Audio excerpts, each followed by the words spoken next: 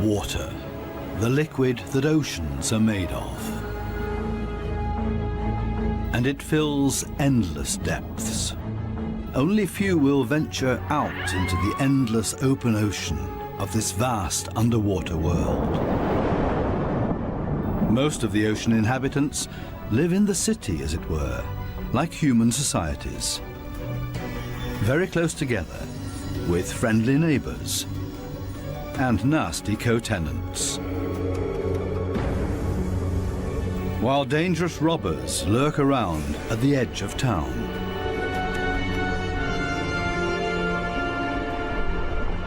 To assert yourself here, you have to be equipped with all kinds of tricks and clever strategies, or lie and cheat. Coral reefs are the largest structures in the world. They're giant submerged metropolises.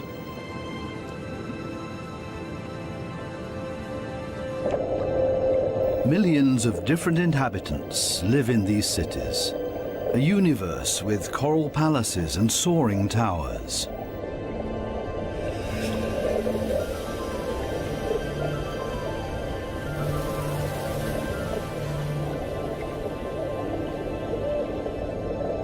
Every neighborhood has a chief. The entire street belongs to this guy. No trespassing, okay?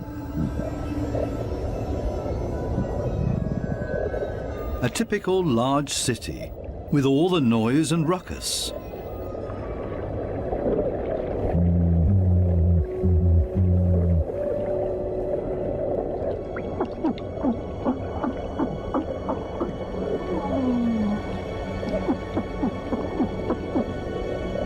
Even this little porcupine fish bleats around. It creates this sound with its swim bladder.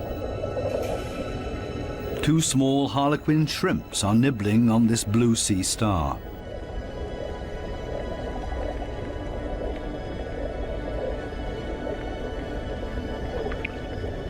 If someone else shows up, he will catch hell.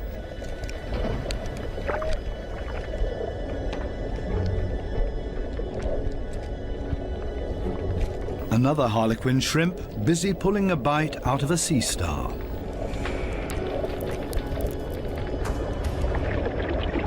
Moray eels in disagreement.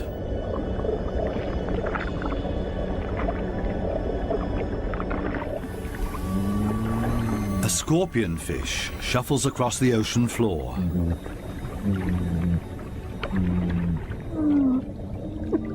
Everything and everybody makes a lot of noise. A boxer crab threatens everybody that comes by, holding two poisonous anemones in its claws. At least the anemone reef looks peaceful. Or does it? The clownfishes are having a huge squabble. Who does this anemone belong to? We can hardly see this fish, but he's easy to hear, a crocodile fish. Does this giant puffer fish hear something?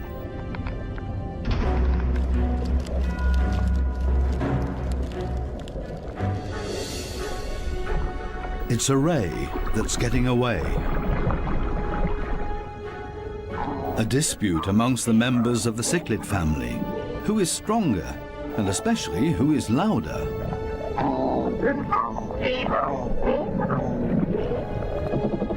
Two Walkman fish are noisily trying to woo a female.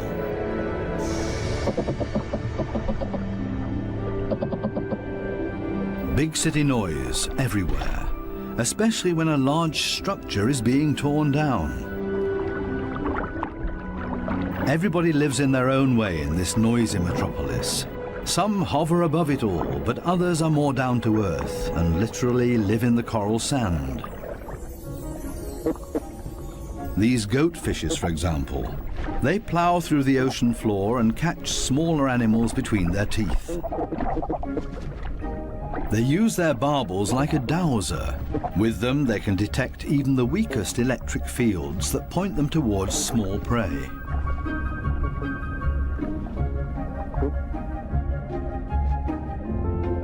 These gobies also dredge through the sand and feed on what they find in there. There's another way of finding prey in the sand. This blue-spotted stingray uses its wings like shovels, and there's always a chance of stealing something. While one works, others just stand by and feed on what's left over, maybe a piece of crab or a mussel. You have to be very familiar with this area to find the best morsels.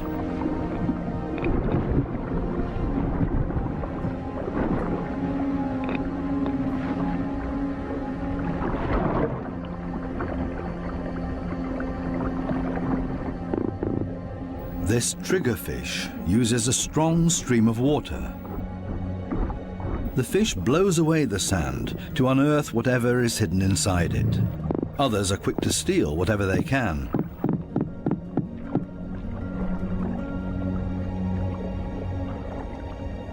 The triggerfish is a commanding fish, and most reef inhabitants are easily intimidated by him, except for these strange visitors that don't seem to show fear. In any case, it's best to cover them up with sand.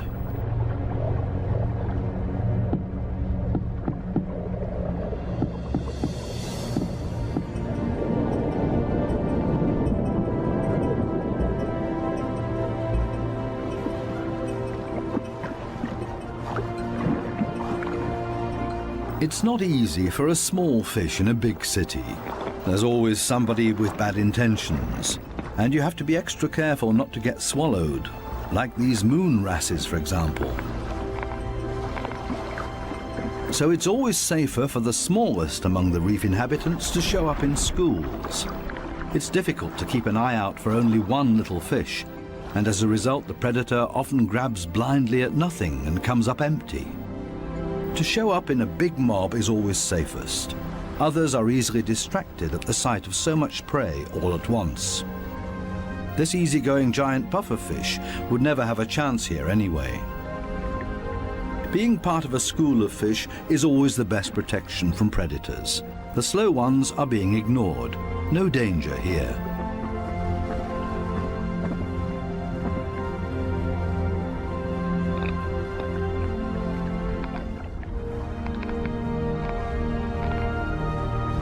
The school distributes the danger. If there are 1,000 fishes, any of them can be the target, and 999 are going to be just fine.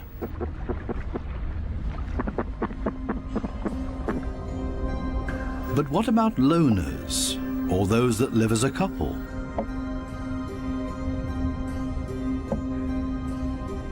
Seahorses, for example, camouflage themselves to look like the coral branches they're holding on to.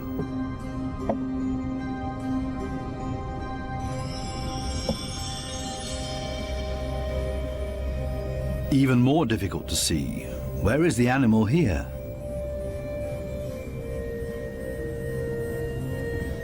Only the eye betrays this trumpetfish's camouflage.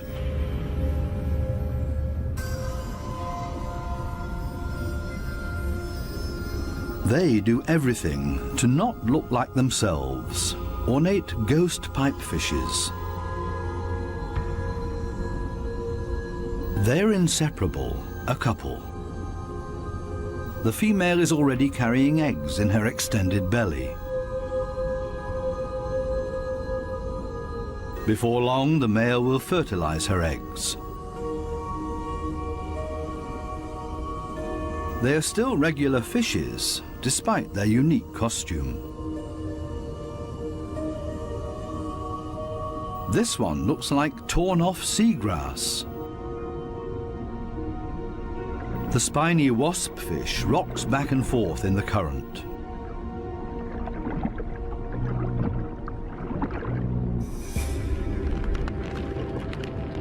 Not a monster, but ingenious camouflage.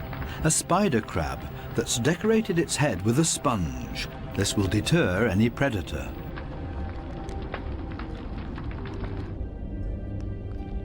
Another great camouflage, a barrel decorated with rocks. Only the movement of the gills betrays this stonefish.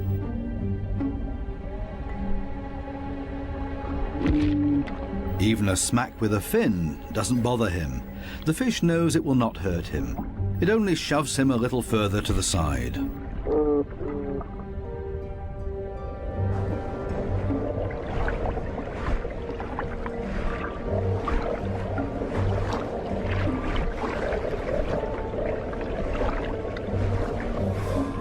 Similarly tough are its cousins, the scorpion fishes. They lie there as if dead, especially when others around them freak out. And even when moray eels fight with lionfishes for food.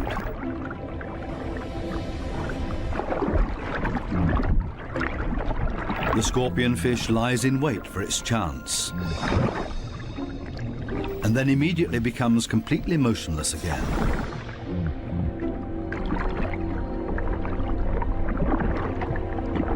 The only difference is that it raises its dorsal fins with the poisonous barbs inside, is completely still but now also armed. This large anglerfish virtually blends into the background tangle of algae and leaves. Right now, the anglerfish is on high alert. It ejects a large cloud in order to throw off predators. It's not the time to feed or catch anything. Its angling rod is lying flat on the fish's back. The white tip at the end of the rod is used to lure prey. The anglerfish feels threatened by something. Finally, it gives up its camouflage and moves further over, using its fins to float. As soon as the fish retracts the fins, it sinks to the ocean floor. Anglerfishes come in all kinds of shapes and sizes. Their trick is ingenious, using the angling rod as a lure. And every curious little fish becomes dinner. Many animals, including ocean inhabitants, communicate with a mixture of sounds and behavior. Everybody has to look out for their own survival in this metropolis of ocean inhabitants. But it seems maybe not quite everybody does it by themselves. The partner goby has come to an agreement with two pistol shrimps. The goby keeps an eye on things while the shrimps keep maintaining their hole. Larger rocks at the entrance are ideal for securing it.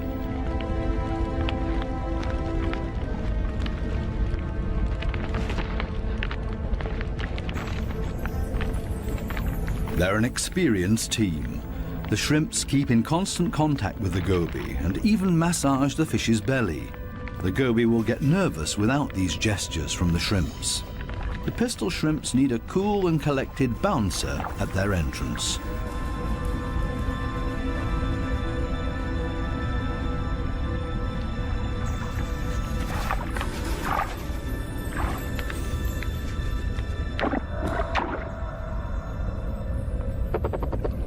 Teamwork. This is where the anemones settle with their poisonous tentacles. Whoever gets caught by those will pay for it dearly or lose their life.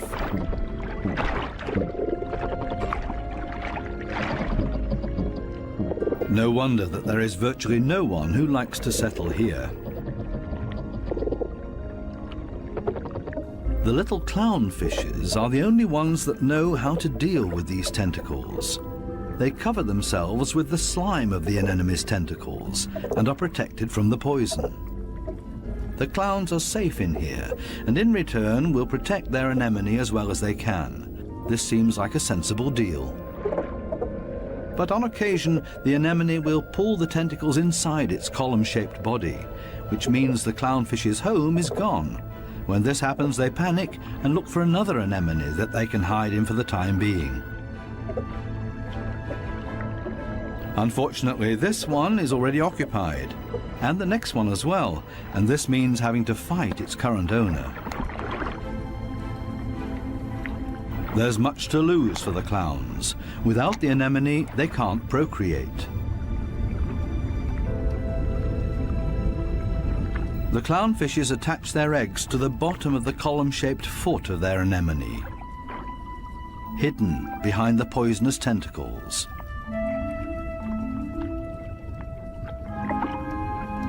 Both male and female tend to the eggs. They fan fresh water on them. The eyes of the babies are already clearly visible. The clowns are very protective of their eggs.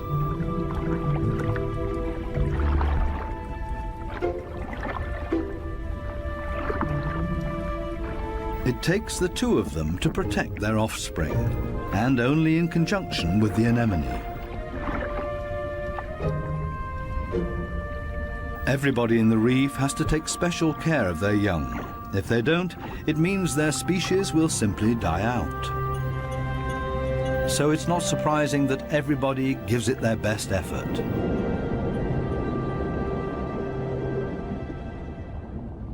This triggerfish has hidden its offspring in a small hollow in the sandy ocean floor, and this means having to constantly protect this open egg site.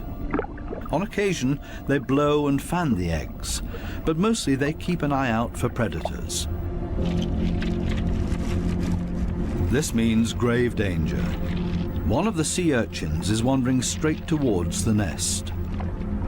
The eggs have to be protected at all cost, but how? The triggerfish seems to consider the alternatives.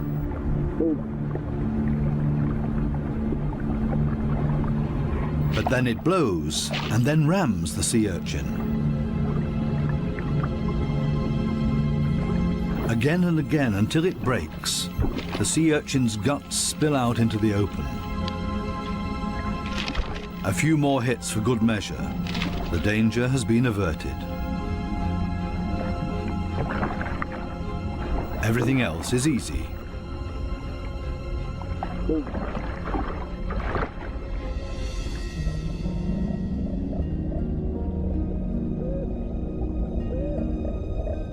Two little damselfishes cling to a coral branch, a pretty and obviously inseparable pair.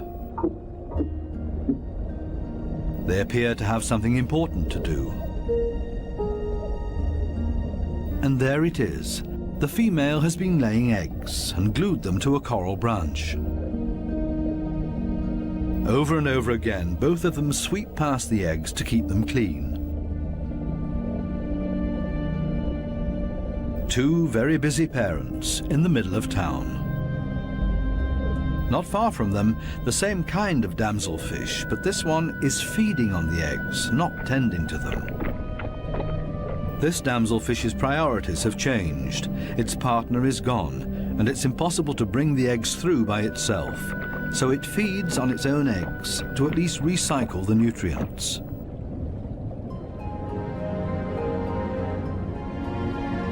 There are many different strategies to give one's offspring a good start. Some are surprisingly easy.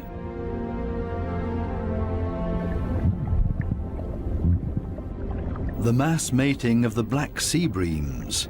The males are so generous with their sperm that often a cloud of it will engulf the entire wedding party.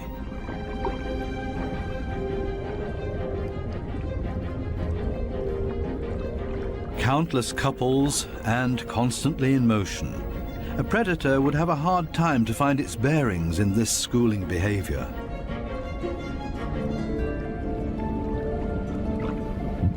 The fish's instincts cause them to mass mate in order to ensure the survival of their species.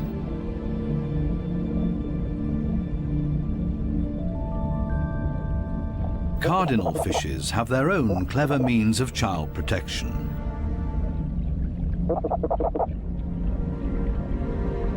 It's not time yet. The couple are still flirting and courting with each other, going around and around.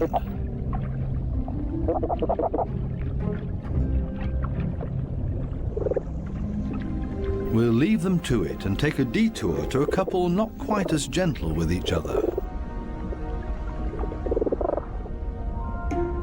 Monkfishes live in groups, and their nests are very close to one another. As a result, all the fishes are alerted to a predator nearing their nests.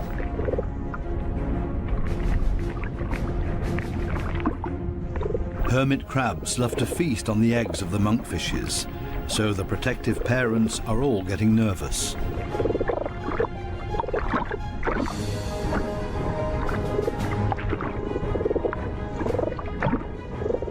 The hermit crab is still far enough away and currently busy with something else. The hermit crab's best defense is its house that it carries around for protection. The patience of the monkfishes is wearing thin.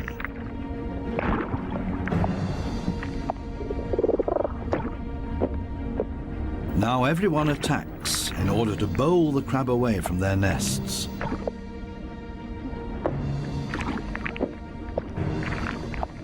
They're clearly telling this hermit crab to take a hike, but they should have stayed with their offspring because there's new danger approaching. A gaggle of rainbow wrasses takes advantage of this unique opportunity and ravages the monkfish nests. The predators are quick, brutal, and in the majority. Most of the monkfish eggs will be devoured. An attack of this kind would never happen to the cardinal fishes because they are mouth brooders and don't have to watch over a nest that's out in the open. The males carry the eggs in their mouths, up to 20,000 of them.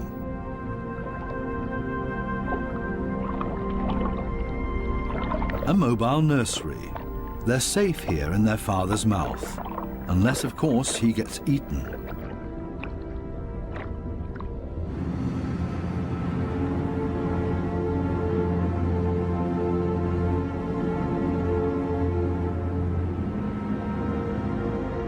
During the night, when it's dark, the danger is greatest. These underwater cities have a very active nightlife with special attractions. Basket starfishes come out and sit in the current. It's a night-active type of brittle star. With their arms full of tiny little hooks, they filter plankton out of the water to feed.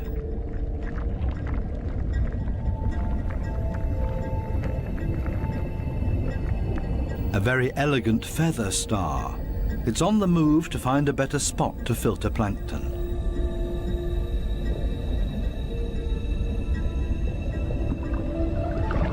This Spanish dancer is even more graceful and elegant than the brittle stars.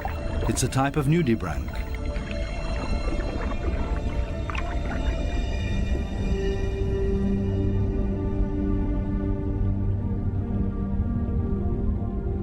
The giant pufferfish is relaxed and spends the night dozing off on the sandy bottom. Others prefer the safety of their quiet bedroom, a surgeonfish. Everybody settles in for the night as comfortably as possible. The parrotfish tucks itself away in its mucus cocoon for protection against predators. Everybody's sleeping arrangements are different. The poor triggerfish has to stand guard by its nest all night long. There's no time to rest.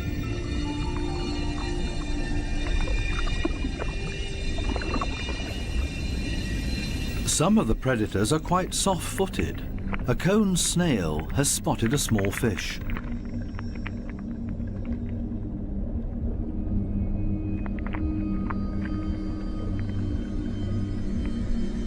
The snail is fast, and the prey disappears in the blink of an eye.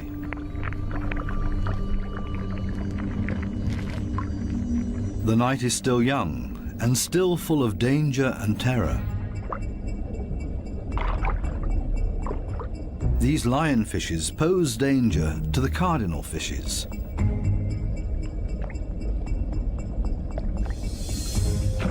Lionfishes suck in their prey.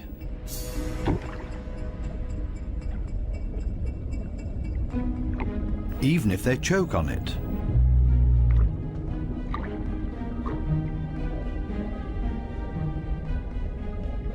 They're hanging around waiting for their chance.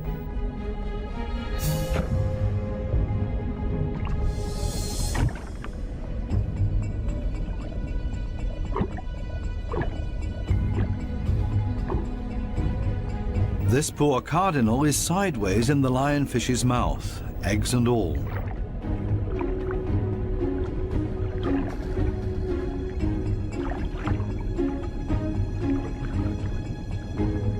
Lionfishes aren't the most elegant predators, with all their attachments and frayed fins. But this is all part of their camouflage. They're harder to see and blend into the background. Outside the reef, the lionfishes hunt as a school. They drive their prey towards one another with their fanned-out fins.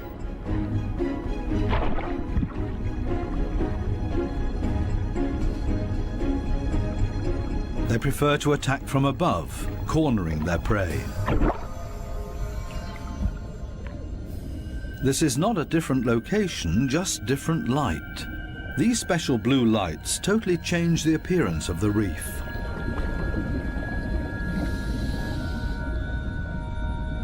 Now we can see that the coral polyps are bright red, and they clearly stand out from their environment.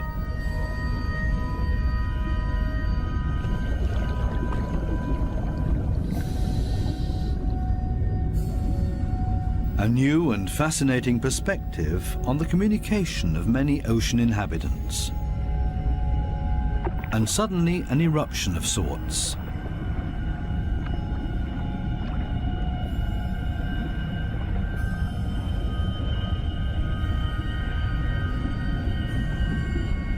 It looks like smoke, but in reality it's a type of reproduction. A carpet anemone is ejecting its sperm.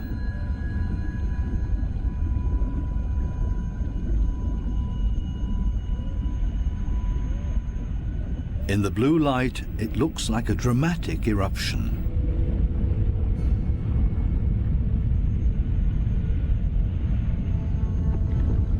A hermit crab as a magic lantern.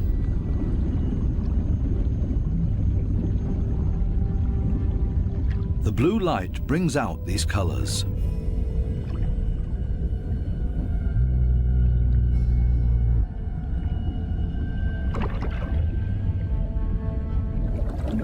An entire group of lionfishes on a food foray.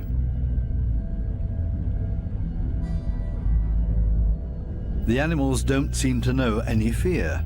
It seems that they're well aware of the poison they carry in their back spines. They even use the light of our dive torches to their advantage. There's no nightly rest to be had here.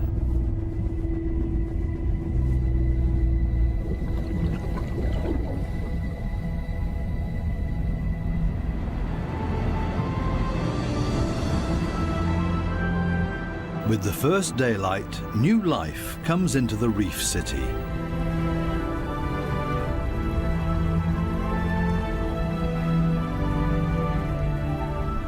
They all seem to start going again, ponderously with armored fins.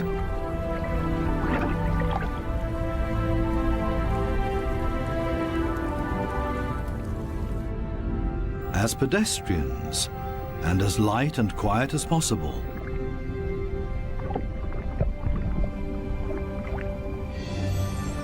Mother and daughter, elegant and synchronous. Some have to hustle along on 10 legs.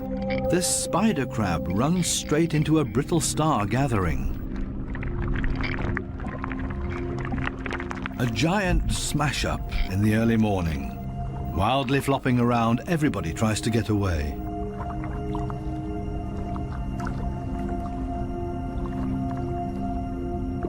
As in every city, there are also shopping opportunities here.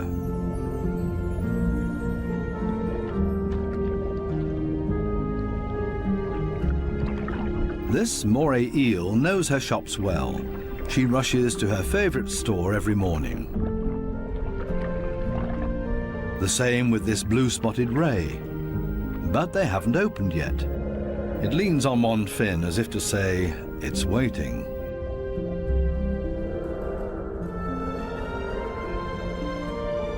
Similar problems in a branch further up. These sweet lips are also waiting to be tended to. Here they come, a little late this morning. The small cleaner wrasses are starting to open their shop and are hungry. They're ready to rid their customers of parasites. This ray is also being served.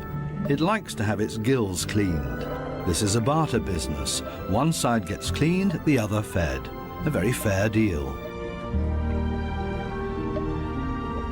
Clownfishes seem to be excluded from this business because they can't leave their anemone. In their case, the cleaner fishes make house calls.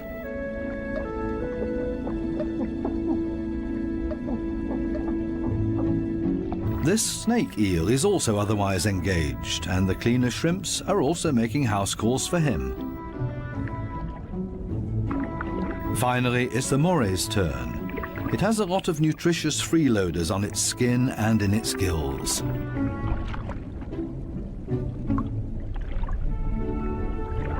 All of a sudden, the cleaners leave. Why?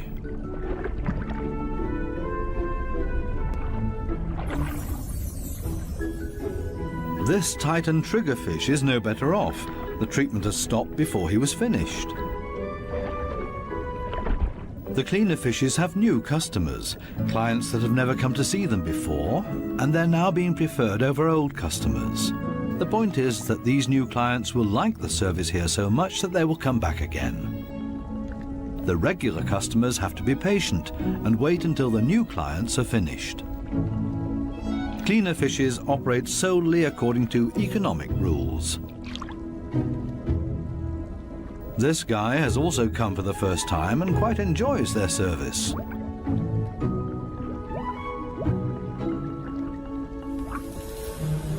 Sometimes it's too much of a good thing, though.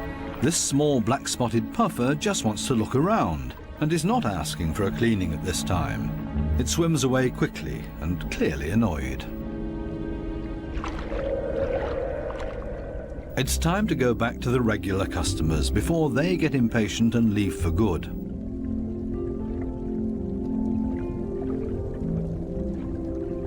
Digging deep where the gills are dirtiest.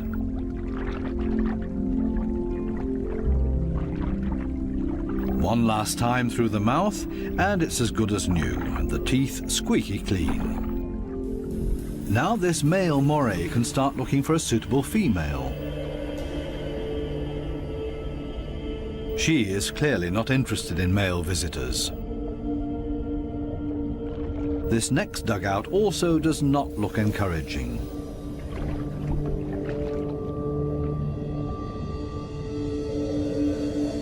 These two have already found each other. A strange pair with a triggerfish as roommate. They seem to get along just fine.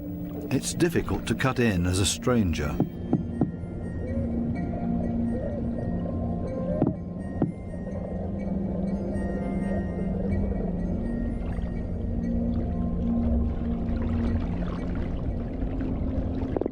It would also be well advised to stay away from this giant triggerfish.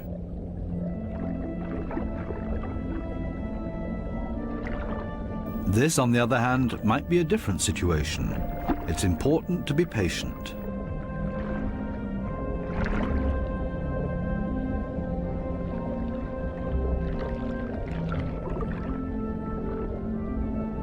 This female moray does not seem to be too reluctant. She's showing her teeth, which is not a sign of aggression, quite the opposite. She finally agrees to a date.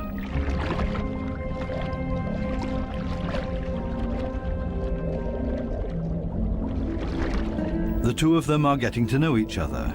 Moray eels are very gentle with their mates.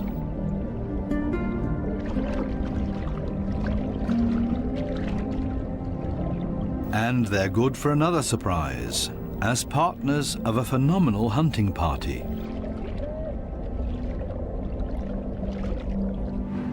These types of hunting parties have to find each other first in this big city.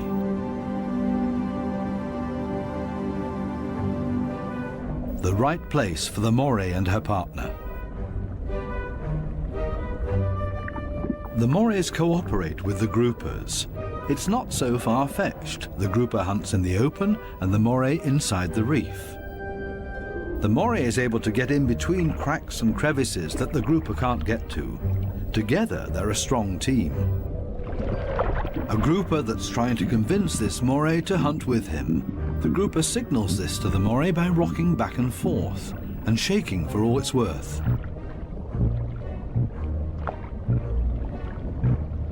All for nothing.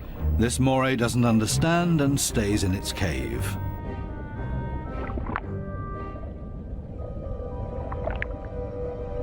Next try. Maybe the moray will react this time and swim with him. Again, no luck.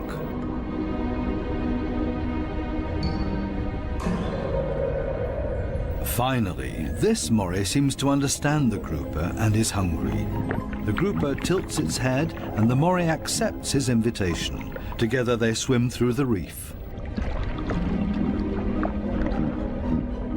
The moray prefers to swim between the dark alleyways, and the grouper decides it's safer to stay on the main streets around the reef.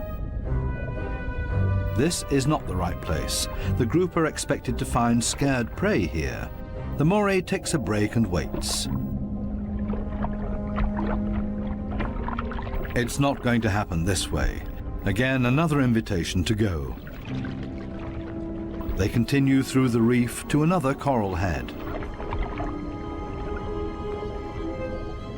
Also nothing for them here either. The moray is getting ambitious as well now and initiates a hunt on her own.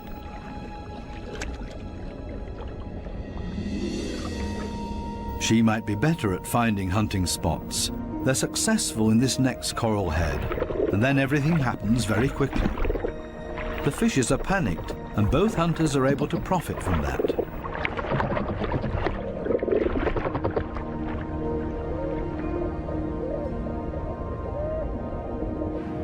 This coral city offers living space for millions. Many hideouts and crevices provide protection for everybody. My home is my castle.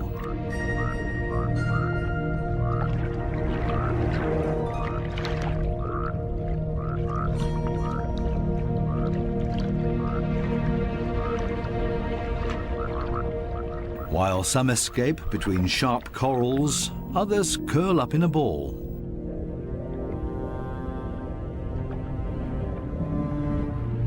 Octopuses don't have bones and are therefore able to change shape. Their homes are usually very tight and space-saving.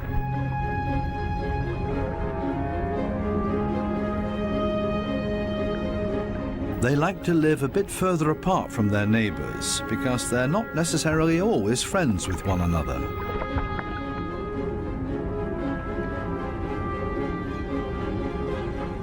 It might be best to put up a wall of stones between them.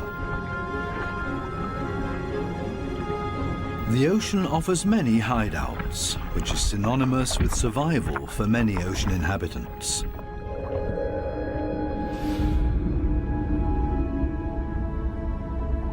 There can also be hideouts that nature never intended to be there. Such as this giant wreck, 240 feet deep.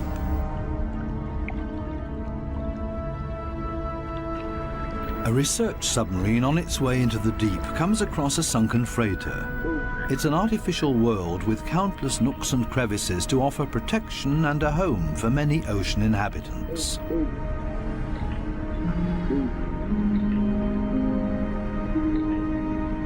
The wreck has long been overgrown with all kinds of sea life. The side of the hull has become a living wall made of corals and sponges.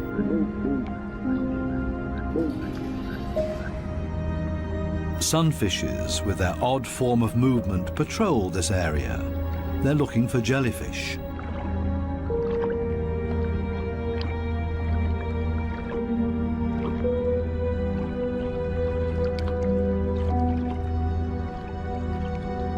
In steerage, where the current is strongest, filter feeders have found a new home, such as these sea fan corals. They feed on the tiny plankton particles. A unit that has grown together made of technical, man-made and organic structures. Even the steel anchor has grown a second skin, made of living beings. It offers these delicate creatures a solid structure to grow on. They have all made a comfortable home in this sunken world. Not even the lights of the stub disturb any of the wreck inhabitants. New life has been created out of the tragedy of this sunken ship, the ingenious, life-renewing cycle of nature. The Morays are sharing a home. They seem to be exceptionally friendly towards one another, even with this conger eel as their neighbour.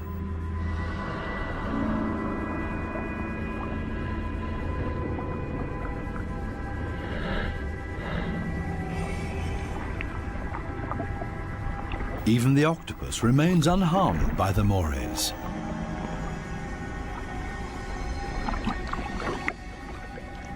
A unique environment made of steel that offers many different opportunities for ocean inhabitants to use it.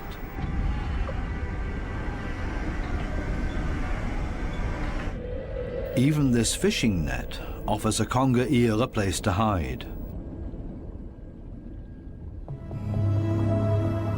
The original destination of the sub is located a bit deeper, a picturesque underwater city full of ancient amphora architecture. An antique merchant vessel sank here. Only the clay containers, once filled with Greek wine, are still visible. Now they offer homes and protection to many ocean inhabitants.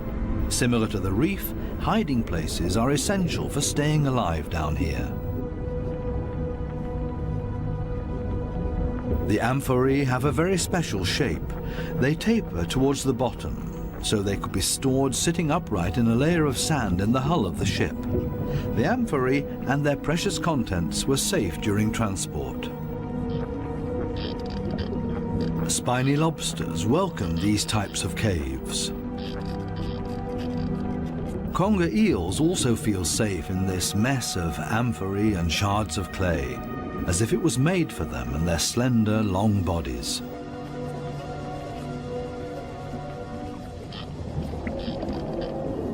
The city of amphorae on the ocean floor provides countless opportunities to observe, disappear, and be unseen.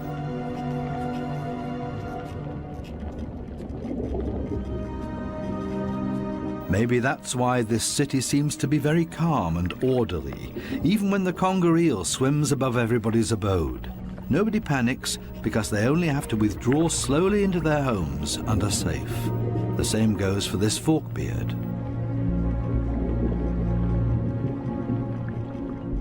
The conger eel's only chance to make prey down here is to hide himself and ambush somebody. The sunfishes also don't have much luck feeding here, for the same reasons as the conger eel. On the other side of the globe, the Spencer Gulf in southern Australia. Every year, hundreds of giant cuttlefishes meet up to mate. The rocky seabed offers great holes and caves to hide the eggs.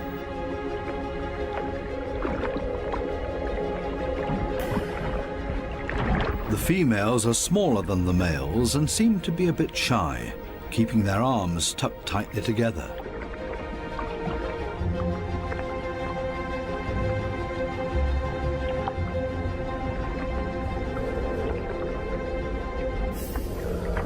The males, on the other hand, present every bit of themselves openly to impress the females, but also other males that are potential rivals.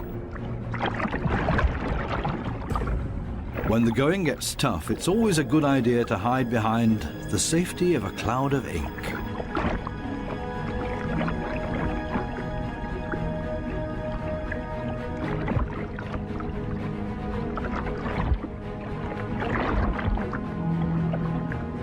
Without much success.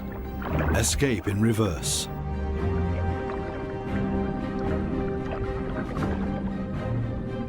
Only the strongest of them have a chance with the females. He's a winner and courts his female by changing his color to interesting stripes. She has agreed to mate with him, and they hug tightly. He deposits his sperm package into her mantle opening. Immediately afterwards, she withdraws into one of the caves on the ocean floor in order to avoid courtship from other males, a clear signal. The male is protecting his female from other rivals.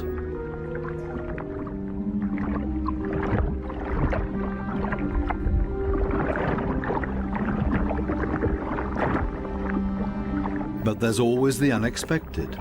A so-called sneaker male tries to cut in. This male is much smaller and pretends to be another female by acting like one, very demure and shy.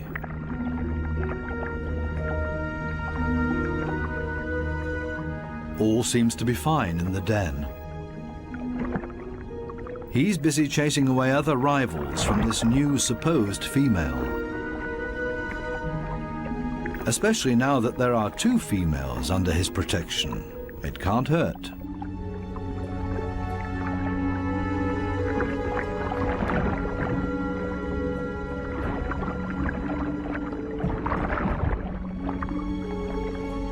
The two supposed females on the bottom below him are getting closer to each other, the sneaker male and the female. They mate in secret, under the protection of the strong male. As soon as the sneaker male is found out, it gets dangerous for him, but he has achieved what he came for and mated with this female. The beatings are nothing compared to the glory of his success. Intelligent strategies and tricks are essential for survival underwater and part of everyday life. A final dive into the magical world of sharks. This spot on a sandbank close to the Bahama Islands has great attraction for these lemon sharks. They come here by the hundreds, and nobody exactly knows why.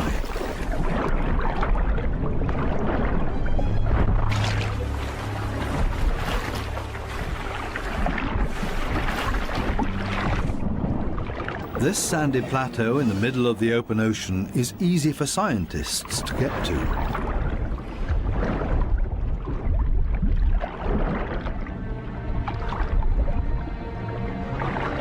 This experiment will show how sharks react to their own reflection.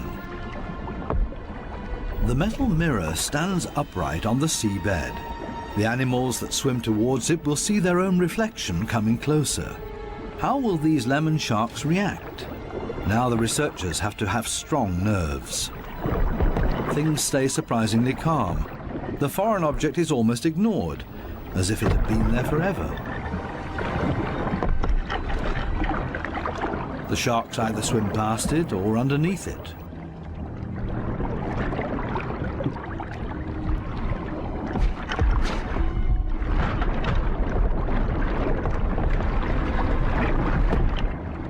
The scientists expected a bit more, and soon the sharks lose all interest in the mirror.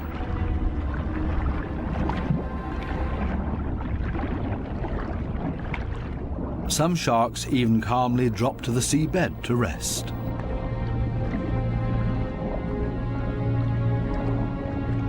The only ones alarmed by this behavior are the remoras that like to keep moving.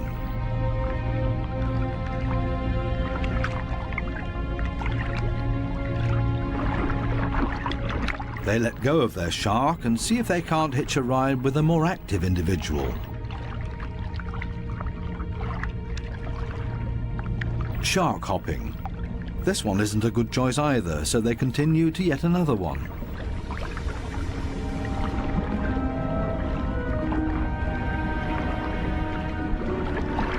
All of a sudden, something happens to the mirror, and the peaceful afternoon on the sandbank changes quickly into the complete opposite.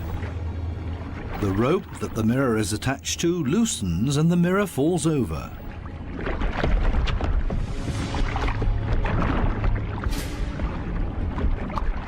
Suddenly, and seemingly out of nowhere, several sharks rush to the mirror and show great interest in it.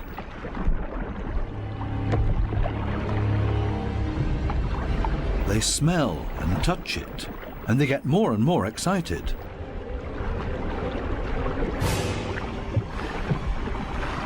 What happened all of a sudden?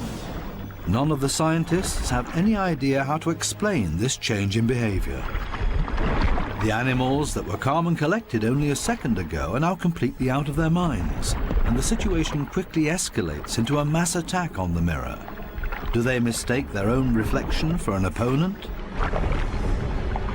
It's time for the divers to leave because it's not safe anymore. The communication of the ocean inhabitants continues to offer new and exciting insights, though we will probably never fully understand them.